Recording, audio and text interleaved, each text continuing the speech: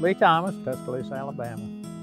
I started having problems with my right knee about 3 years ago, and then my left knee followed behind about 6 or 8 months later, and I had several arthroscopic procedures on both knees, and they were getting worse and worse. I got excellent care at the joint unit at Northport DCH.